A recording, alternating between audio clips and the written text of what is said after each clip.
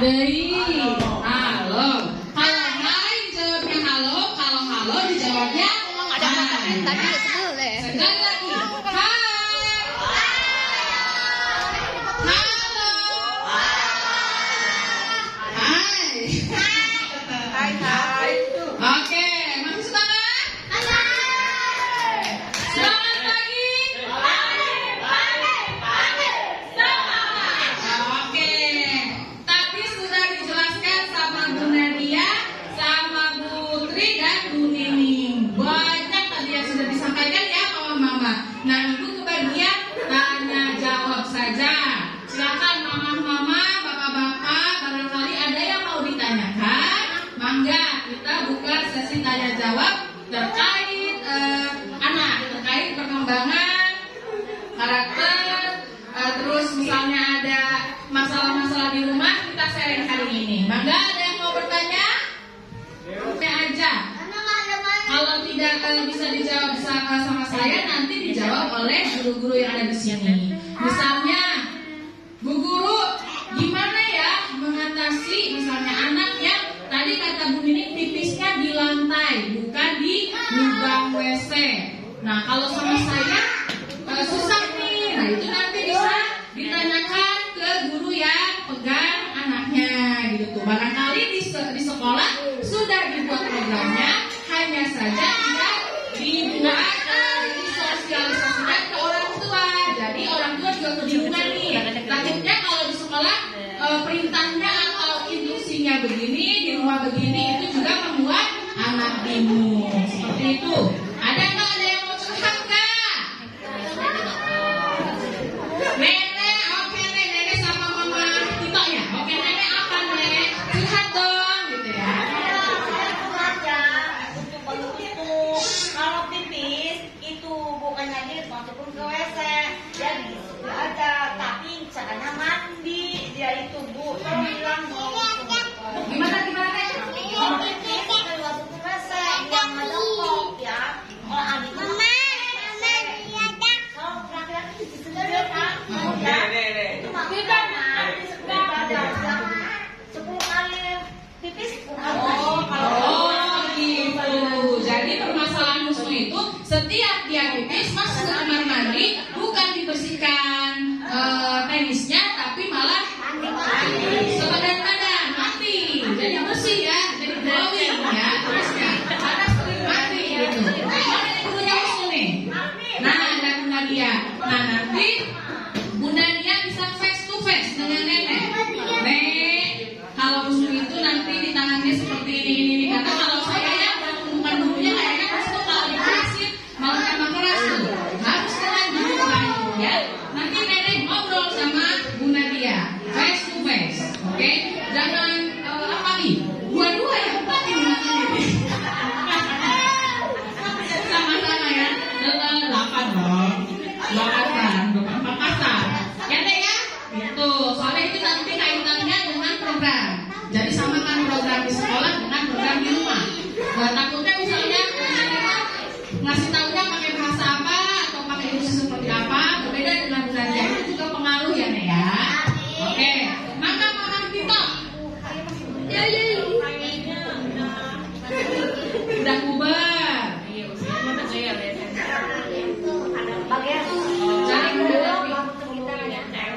oh gitu. Jelasin nah. Kadang-kadang saya sendiri punya anak yang sudah beranjak ke remaja ya. Jadi tidak bisa dihindari karena itu memang sudah alami. Sudah alami. Ibu-ibu kadang di kampung seperti Pandeglang memang sudah masuk kota, tapi menurut saya masih membicarakan hal-hal terkait seks edukasi itu memang masih tabu. Nah, seperti tadi saya bilang, jadi Gus Dur tadi tidak mau membersihkan penisnya. Nah, jadi jangan ragu untuk mengajarkan kata penis dan vagina mah kepada anak. Tidak apa-apa, itu namanya seks edukasi. Nah, misalnya gimana nih kalau Tito ya? Tito udah ada rasa suka lawan jenis, udah mulai aduh pakai baju juga udah pengen rapi, pengen nyisir juga udah dibentuk begini begitu ya. Anak saya begitu soalnya. udah minta pencuci muka gitu, melihat cewek yang rada-rada di mana suka gitu mau sendiri gitu ya. Nah itu apa namanya unsur agama harus diajarkan kepada anak. Misalnya Tito ini kan laki-laki, siapa lagi Najwa kan perempuan.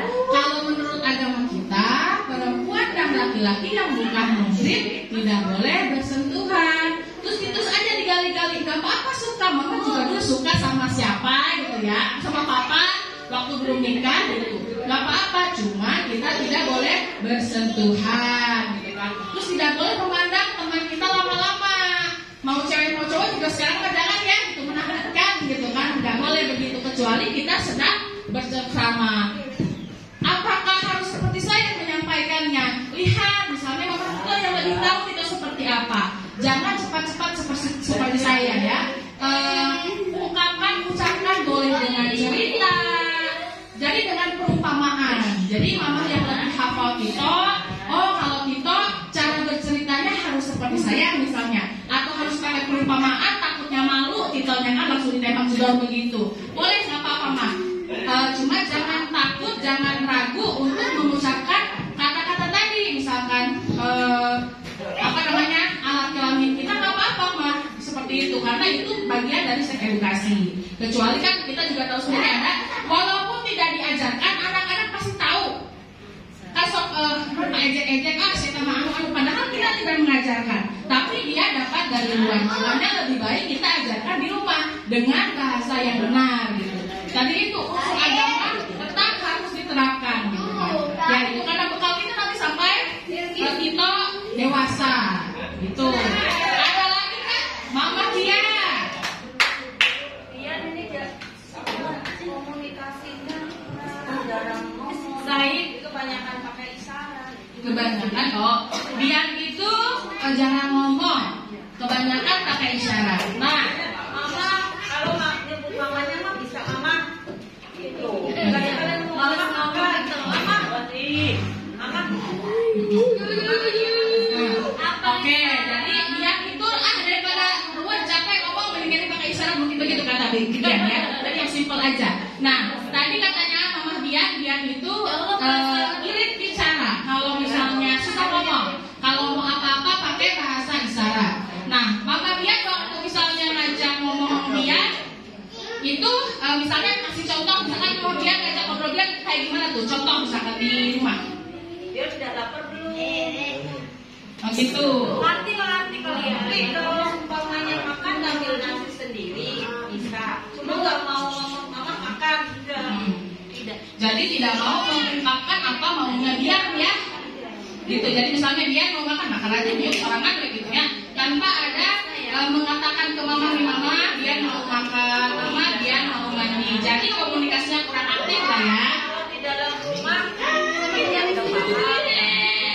Tapi kalau di luar rumah, di luar gitu Bu ya. Di pikiran orang, kata orang tuh kesannya bisa ngomong gak sih gitu. Iya. Oke, paham. Pertama kita jawab secara ilmiah dulu ya, Maya. Itu adalah anak Down syndrome ya. Mama juga sudah tahu ya. Di mana anak Down syndrome karakteristiknya salah satunya adalah mengalami penebalan di bagian tubuhnya. Contohnya, tangan Mama Bian dengan Bian berbeda kan?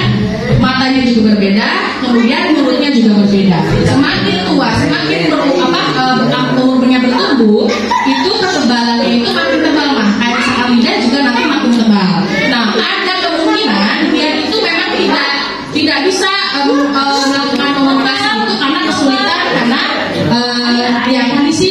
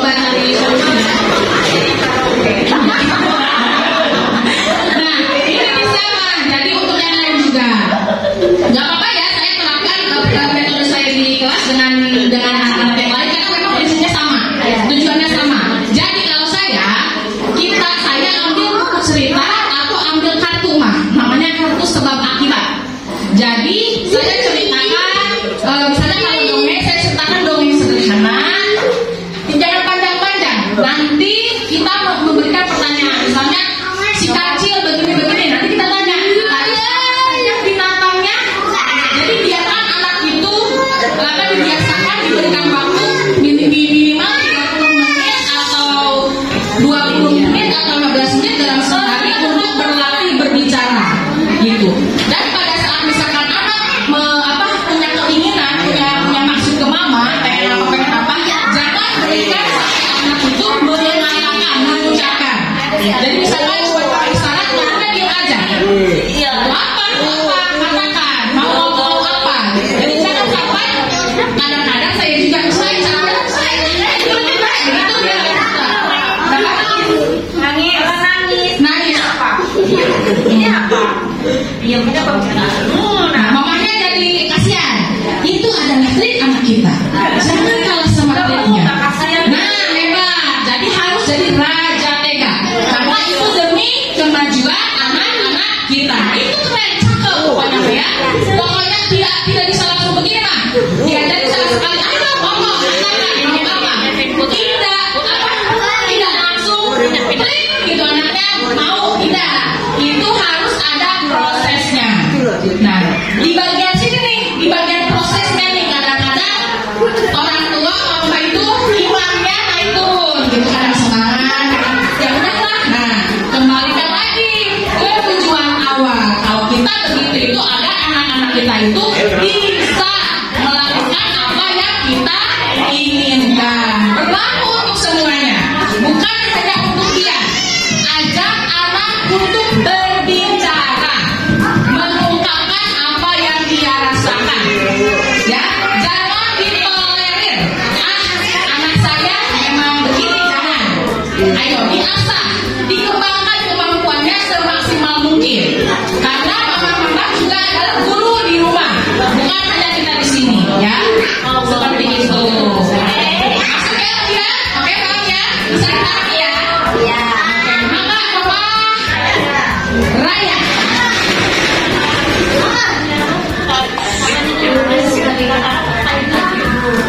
Tangannya kenapa? Tangannya kamu diam.